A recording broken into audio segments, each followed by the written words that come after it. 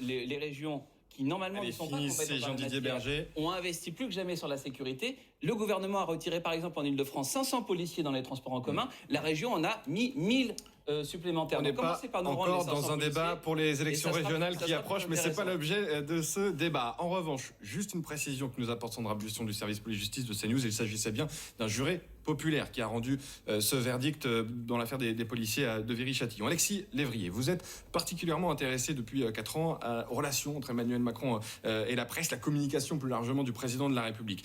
Comment est-ce que vous interprétez cette séquence, comme on l'appelle, de communication du président hier à Montpellier, l'interview dans les colonnes du Figaro? Est-ce qu'il est perpétuellement à la recherche, Emmanuel Macron, de donner en tout cas des gages, des garanties sur cette partie, le régalien, la lutte contre les insécurités, thème prédominant bien évidemment à chaque campagne présidentielle?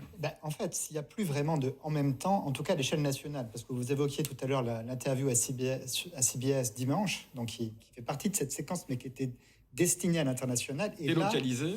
Voilà, et là, il a porté des thématiques qui étaient déjà là en 2017 sur finalement reconnaître les crimes et faire accepter la part sombre de notre identité qu'il n'évoque plus du tout à l'échelle nationale. L'interview dans le Figaro est sur des thématiques sécuritaires que la droite ne renierait pas.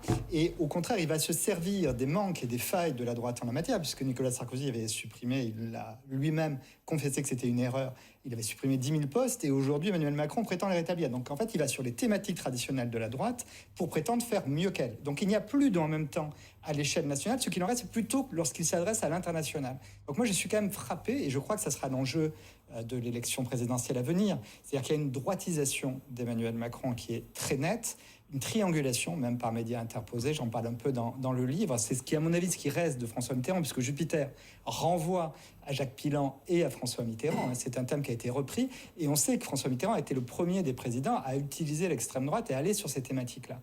Et là, c'est ce qu'il fait beaucoup ces derniers temps, par médias interposés. Alors, je renvoie au livre qui évoque cela plus en détail qu'on ne peut le faire ici, mais il va développer ces thématiques-là. Pour autant, il ne renie pas ce qu'il a été.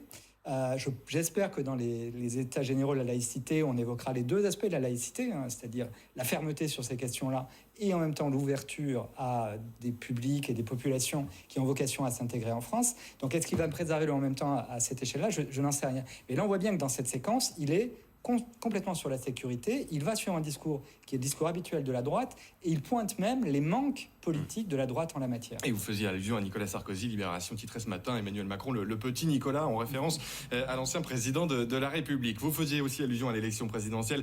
Bien sûr, quand on parle de sécurité, on n'est jamais très loin d'une élection présidentielle. Candidat justement déclaré à cette élection, Xavier Bertrand, au micro de Sonia Mabrouk ce matin sur Europe 1, qui y va de sa proposition, et on commente par la suite. Écoutez.